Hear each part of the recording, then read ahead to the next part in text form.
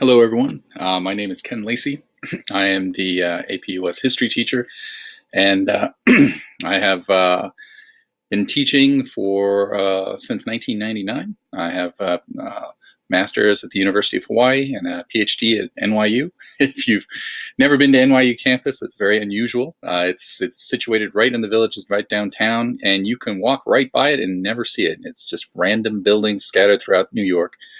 The ones that are part of the university have those big purple banners outside. I graduated with a degree in linguistic anthropology with a focus on how humans tell stories, which is really what history is. And I'm also Japanese American. That up there on the top left is the station stop at the town where my family is named after in Japan, Nozaki.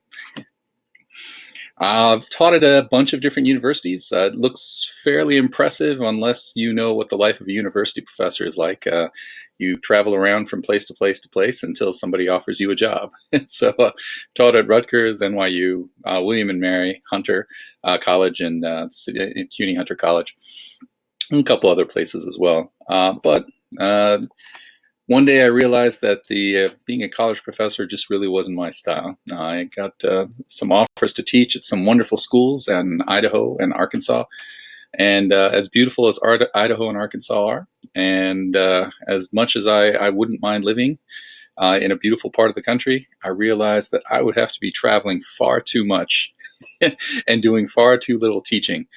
But fortunately, my wife reminded me that there is a career where you can teach and not have to travel extensively by airplane. And this is when I got into public teaching. I was originally a teacher down at historic James B. Dudley High School in Greensboro, North Carolina. And I enjoyed it a great deal. I love teaching high school there, teaching U.S. history especially. And I probably would have stayed, except that my wife got a new job, and we ended moving back to New York City. And I think the only thing I asked was that we not actually live in New York City, because it's a little too much city for me. So instead, we live in New Jersey, and I've been working at Rutherford for about 7 or 8 years now. I enjoyed it a great deal, and it's my honor and privilege to be teaching your students this year. Now, of course, the APUS history class is fairly extensive. We're going to cover quite a lot of history. Now, fortunately, they've already covered about half the class already last year with Miss Basillo in Honors U.S. History. So I'm basically taking over where she left off right after the Civil War. And I'm going to take it from the Civil War all the way up until approximately Clinton, Bill in the 1990s. And that's really the entire course. All right, so we're about to get into Teddy Roosevelt. We're already starting to cover some of the fun, exciting things he did, like, riding up San Juan Hill in Cuba. And then from there, we're going to cover other presidential administrations, major themes of U.S. history. Of course, we'll cover all the presidents because they all had a fair bit to do on shaping the country that we live in. And one of the things I will warn you is that the U.S. history class is a lot of terminology and a lot of events. And unfortunately, there's not a whole lot around getting around this. The history exam the AP history exam in May is really a lot of random historical trivia. And so what my job is to really help students sort of grasp and hold and retain all of that by trying to show them the broad narrative of how U.S. history has operated, and give them the tools and the construct to which you can take all of that information and detail and pack it all in and really help memorize it. And to encourage them to do this, I'll have a lot of terminology quizzes. I'll have a lot of essay opportunities so they can write a lot of essays.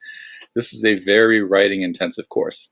And so hopefully that's not going to be a surprise to any of them. It'll take a fair bit of time at the start of the year to really tackle all the assignments and really finish all of them. But I've discovered that throughout the year, most students get a lot better at it, get a lot more confident, get quicker at it. So what might take 4 or 5 hours at the start of the year will probably only take 1 or 2 by the end of the year. I just wanted to remind all the parents that there is a middle college program associated with the AP U.S. History class where students can take the AP History class and also get college credit for it. If you haven't found the information, just ask your student. The information is posted on the Google Classroom page. They've extended the deadline, so you can sign up for the middle college program for AP U.S. History up until the 2nd of October this year.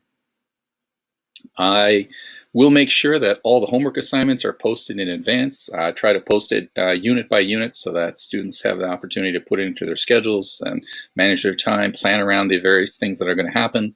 There is a textbook, but you don't have to bring the textbook to class. In fact, there's 2 textbooks. There's the big one, and then there's the small one, which is a study guide. The study guide is your students to keep. They can keep it all year, and they can do what they like with it. Highlight it, scribble in it, rip pages out of it, burn it in the backyard, safely, of course. And all of it's designed to help students sort of learn the material from multiple different modalities, multiple different sources, and help retain it for the test at the end of the year. It's going to be a lot of tests and quizzes, of course, but there's not going to ever be any pop quizzes or any pop tests or surprises. I want to make sure everyone's prepared and ready to go and not hit anyone with any gotchas. And students are absolutely welcome to turn in everything electronically, but as I've already told them, I'm going to encourage them to handwrite as much as they can, because the test, assuming they operate as planned this year, the test is a handwritten exam, and it is about 4 hours long. And if you haven't practiced handwriting in some time, and I know this generation of students likes to type a lot, well, your hand will cramp up. You won't be able to finish the test. So as much handwriting as possible is encouraged, but I am perfectly happy to take anything that they might have electronically. There's a fairly strict submission policy. If students are late, then I don't accept any work. But there's a fairly generous makeup policy. They're allowed to make up any assignment or test or exam or project or quiz in the class, and they'll get credit back for anything they make up. So whether they turned it in or whether they did not turn it in, they'll still be able to make it up. However they did on their tests or quizzes, they can make it up. Because I want to encourage students to review the material, review their mistakes, and learn from them, and use that as another learning opportunity. If there's any questions that either your students have or that you have, please email me. I'm very conscientious about getting back as quickly as possible, usually within 24 hours if it's not the weekend. All their grades should be up to date on Parent Portal and PowerSchool. And I do offer office hours for students who want to Zoom and have a conversation, go over any material or content that they're concerned about. All they have to do is email me and set up an appointment. We can do it after school at some time that's convenient for them and that I don't have another meeting going on.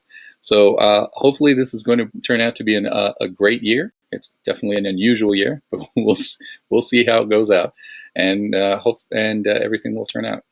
So again, please email me if you have any questions, thoughts, concerns. I'm always available, always happy to respond. Thank you. Have a great year.